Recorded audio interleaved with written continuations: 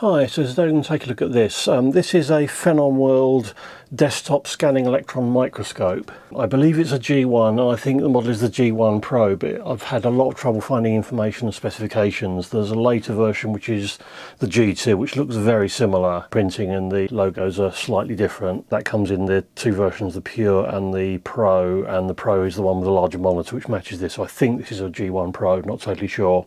I bought this at a company bankruptcy auction, as is, no guarantee, no nothing. I paid maybe a little bit more than I should, but the thought of having a working desktop electron microscope, which wasn't like a huge great thing, seems sort of quite appealing, obviously, for looking at things from teardowns and just having an electron microscope side of things. You've probably seen some people with electron microscopes or hobbyist level things where they've rescued large GL or Hitachi units from universities and so on. This is a more modern unit. I think this dates from about 2012, and obviously being a desktop unit, it's a lot more sort of practical to have around. It's basically the size of a fairly large PC. The only other parts are there's an external diaphragm vacuum pump, it's got an internal turbo molecular pump, and just the external power supply, and that's it. Feeds straight into a monitor. There's a built-in PC, a touchscreen monitor. The only other user interface is this like knob, which I'm guessing is probably for like zooming and so on. So it's sort of pretty self-contained unit. And one of the reasons I sort of did think it was worth the risk is that it didn't have like an external PC it was dependent on for software and so on. So this is designed as a completely standalone unit. And yeah, the emphasis, looking through the documentation that I found before I bought it, was the emphasis is on sort of low maintenance, easy to use, and that there's a number of things. Obviously, there's the compact size, the fact it's using a turbo pump, which means you don't need all the cooling that you'd need for a diffusion pump, and obviously diffusion pumps are quite big. And also, if you look at the older units, they're quite often like a fairly large column plus a massive desk, and that desk is mostly full of electronics. And of course, nowadays, those things dated from like the 80s and the 90s, boards full of TTL and so on, whereas all that electronics can now be compressed down to a much more smaller size, and they've done a few things obviously with the electron optics to get this size down. One is apparently instead of a tungsten emitter, they're using a cerium hexaborate based emitter, which apparently has got a very low work function, which means it can produce electrons at lower voltages with less maintenance. The rated lifetime of the emitter on this is 1500 hours compared to sort of 30 to 100 hours for a tungsten emitter. So with a conventional SEM, if you've got a relatively short life tungsten filament, you have to make provision for replacing that, aligning it really at the user level. Whereas this is more of a sort of return to factory or get one of our techs out to replace the emitter after the 1500 hours runtime. Could turn out to be a bit of a problem, as we'll see later.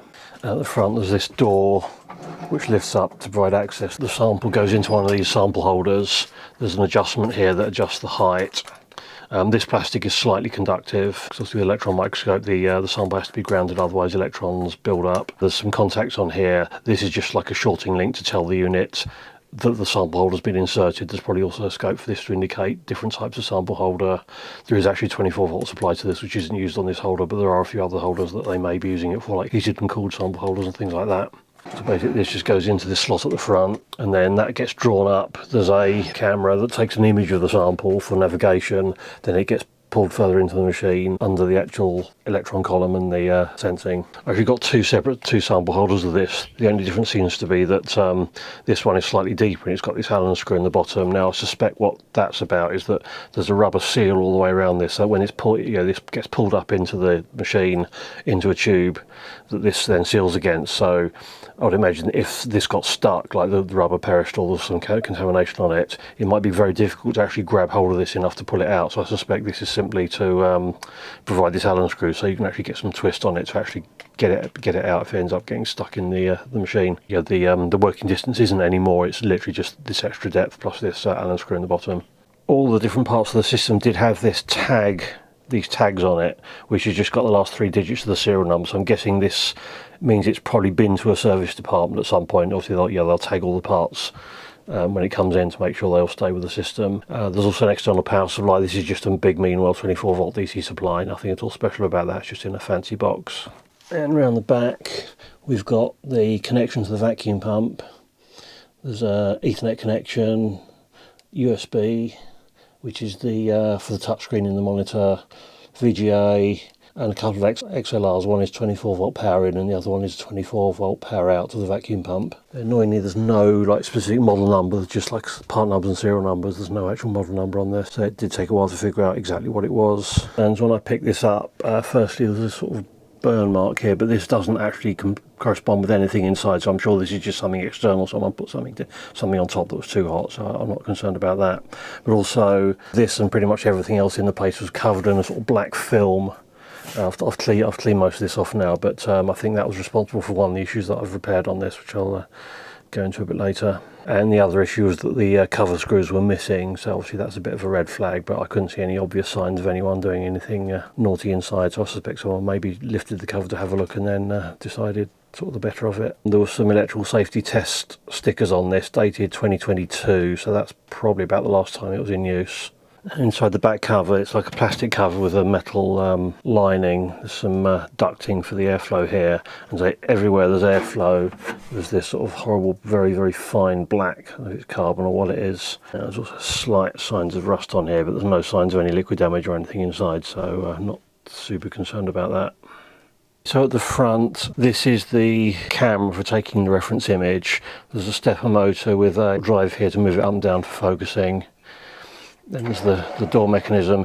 So this is normally locked. There's a solenoid that locks it, but there's a plastic end piece which is broken. I suspect they probably did that deliberately, because normally it would only allow you to open this like when it wants to, like when it's switched on and ready for the sample holder to be taken in or out. So I suspect they arranged it such that if you did, trying to force it open, it would just snap a little bit of plastic rather than do any more serious damage. But so you shouldn't normally be able to open this until it's all powered up and going. On this side we've got a valve here. This goes to the area where the sample holder enters, so that'll be the vacuum system we split into two sections, so that thing doesn't have to pump the whole thing down every time you change a sample. So there's a small area where the sample holder goes. This is very common in SEMS, so you've got a small volume so you can change the samples without taking forever to pump down. So this pipe goes to that section, the sample section. Up here, this is the controller for the turbomolecular pump. There's some feed throughs here. This will be the electron source. On the top we've got the high voltage board. There's a couple of things here. There's the high voltage generator that provides the actual electrons that fire out of the gun. So there's like a couple of transformers, various voltage multipliers, some high value resistors for sensing, quite a lot of analog electronics driving all this. Then over here, this is the heater or filament emitter driver. So there's a sort of buck converter here, isolation. I think this runs at something like 5 or 6 kV, and that'll be a negative voltage because you want your sample to be at ground potential, so you have your emitter at a high negative potential. So I think it's around 5 or 6 kV. There's actually a thing that says there's 6 kV, and your heater supply is floating on top of that. So there's this transformer down here which will be providing the isolation. There's an opto isolator providing some sort of feedback, and there's a whole lot of control stuff. There's a PIC 18 controlling it, and just various analog stuff. That's all relatively straightforward. Sort of quite a load of status LEDs. The thing on this side is there's a sort of tube coming here that's just got like a block off plug. So I suspect that is probably for monitoring, so that if you're doing testing, you can plug this into like a vacuum gauge to check the vacuum. I'm slightly surprised. They're using sort of these push fit plastic pipes and push fit fittings on a high vacuum thing. I don't know enough about high vacuum, but I sort of got the impression that that's the sort of thing you want to avoid. But maybe because it's been continuously pumped, perhaps you can get away with a small amount of outgassing from these things. I don't really know. I'm sure there'll be some people in the comments that can provide a bit more information. Not sure. I think that's possibly PTFE, that tubing, just by the feel of it. I mean, you see on this board is that the high voltage has attracted again some of this black dust stuff. Obviously, the high voltage will tend to attract it electrostatically. I don't think there's enough on here to be seriously concerned about, but say that stuff has caused one issue, which I'll go into a bit later. On this side we've got the analog board. This seems to be in charge of two things. One is the scanning of the electron beam. There's a plus minus 200 volt supply that comes in from the rear board, and there's 4 like identical sections, so these will be sort of high voltage drivers to drive the XMI scanning plates. Or maybe some additional signals for focusing or other sort of electron-optic type stuff. Another PIC 18 in there, and some sort of D to A converters and some analog stuff. And then down here will be the front end sort of for the sensing side of things. And this will be the front end amplifier. There's sort of 4 sections here, and as you see later there's four segments to the detector. It's behind this steel shield, which very annoyingly has been fixed on with these non-threaded spacers, so you've got to sort of screw it in and fix it from the back, which is a bit daft. There's a sort of provision on the PCB for like a full shield going down to the PCB, but obviously they thought that wasn't necessary, but use a sort of lump of steel for shielding. I mean, the PCB would have done the job just as well, I'd have thought. There's a D connector here that plugs into the body of the column. I'd imagine there's probably going to be some sort of vacuum feed-throughs there somewhere to get inside for the various electrodes, the scanning plates and various other parts of the electron optics. I haven't actually seen any signs of any vacuum measurement. Perhaps the sensors inside, or maybe they perhaps just look at how fast the turbo pump spins up to know whether it's got the right vacuum or not. I don't know. And it's in here, there's just a set of 4 fuses. This is just the distribution rod for the 24 volt supply, so it goes to the turbo pump and to various other parts of the system. This is the D connector that board plugs into. This is on a board labelled feed through board, so this is actually sort of sandwiched into the main column. Now obviously one issue with PCB materials in a vacuum is outgassing from the material. Now this, as far as I can tell, I don't think this is anything exotic like a PTFE board. There does seem to be sort of like a gold ground plane, solid ground plane on both sides. I wonder if maybe they're using the fact that it's like mostly metal to provide that. It could be that any exposed parts inside maybe have some coating or resin or something to isolate it from the FR4 PCB material, or it could just be that the amounts, the exposed areas is low enough that it doesn't outgas, or perhaps it might be some sort of special PCB material. It's hard to say, but there's no solder resist on this. There's just like a plain gold coating, so obviously they need to be careful what they use inside the vacuum chamber. Up here, this is the turbomolecular pump. I think this is a customised version because I think part of the pump body actually forms like part of the top of the electron column. This is extremely compact compared to your average SEM in terms of the size of the column. And the column basically sort of starts there and just goes down sort of about here, so it's like about, I don't know, 6 inches or so column height. Also the main tech in this thing is actually miniaturising that side of it. Obviously the electronics these days are easy to miniaturise, but it's all the rest of it. We're trying to get that all down to a sensible sort of size.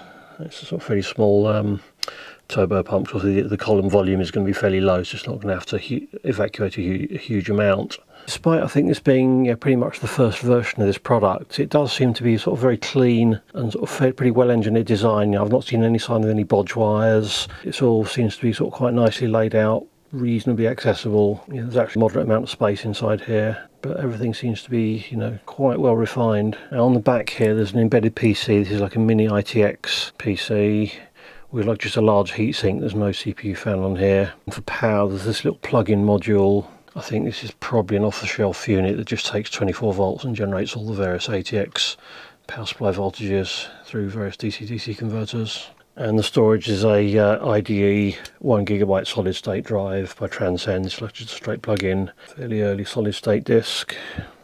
And there's a board plugged into the PCI slot, which goes via ribbon cable to the board underneath. That's got basically all the rest of the odds and sods this machine needs, all sort of custom interfacing and so on. And here's a step motor. This drives a lead screw that moves the sample holder backwards and forwards in both for navigating around the sample, but also going between the main section and the camera and the front access. The whole sample holder moves backwards and forwards about half the length of the machine.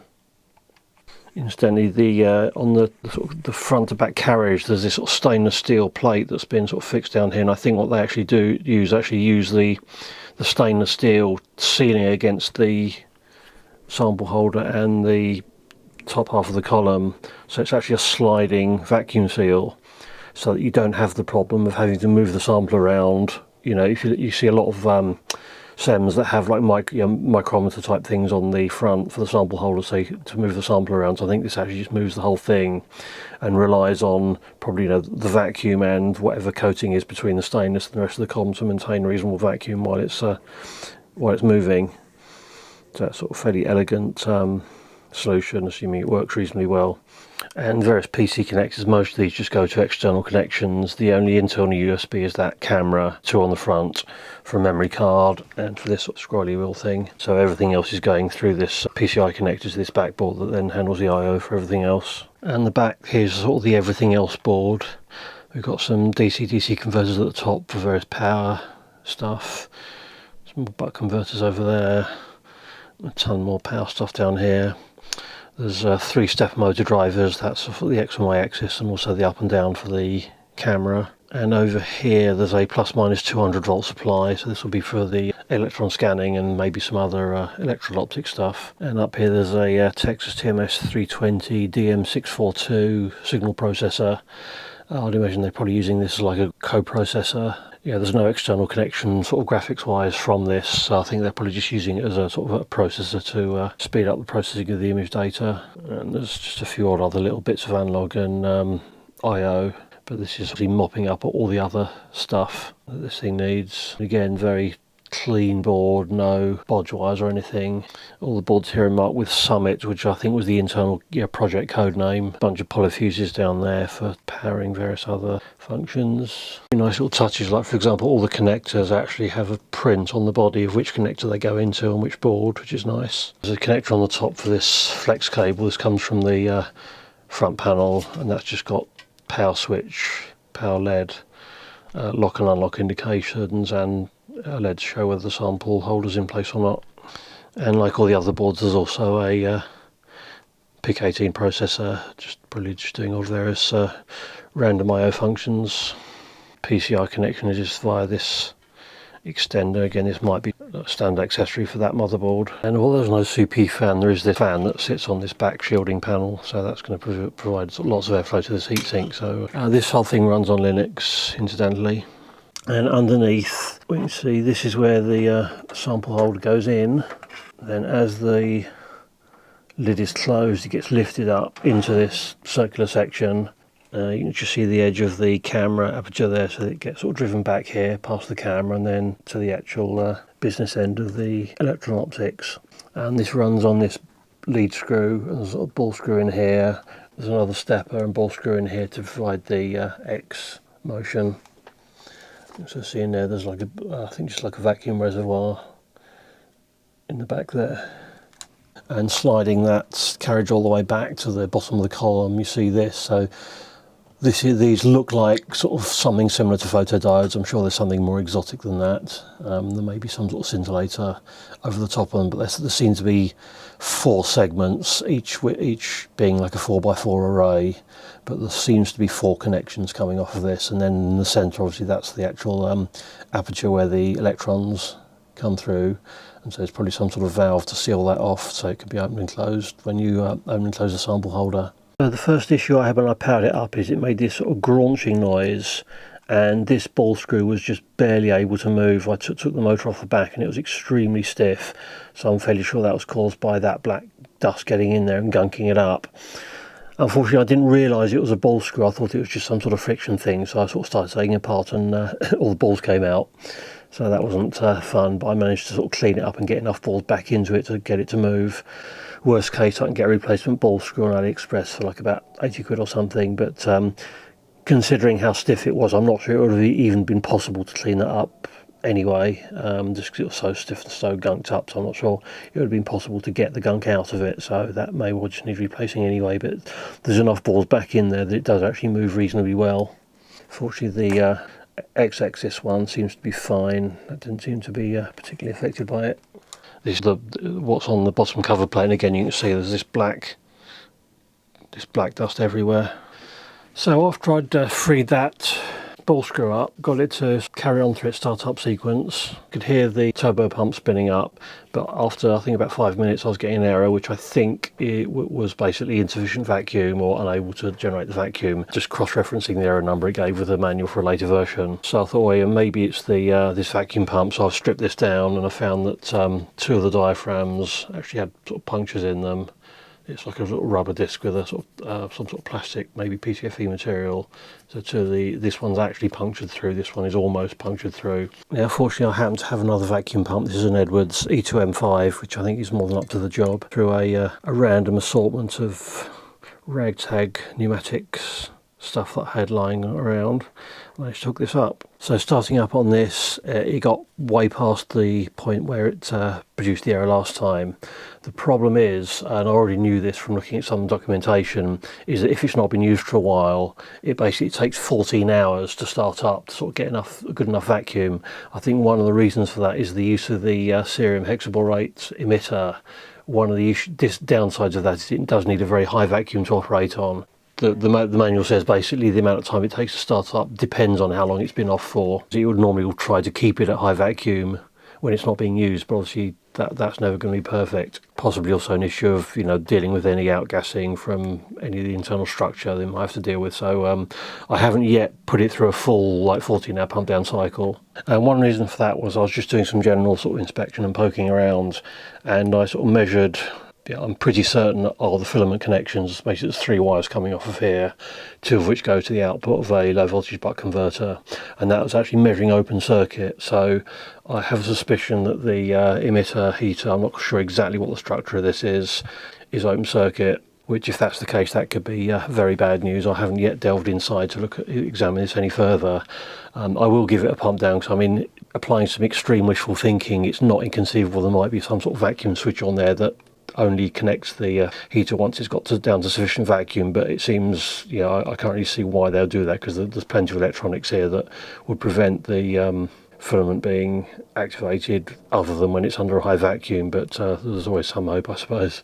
The reason for doing a video at this stage is really that I quite often get comments from people that have used the equipment or know someone that knows someone that has information that's useful. So that's really what this is really a call for information and suggestions, etc., particularly about the emitter, but also general information. So I don't actually know what the spec of this unit is. I just can't find anything at all earlier than the G2 unit, which looks very similar, but probably isn't quite the same. I do really want to get this working somehow.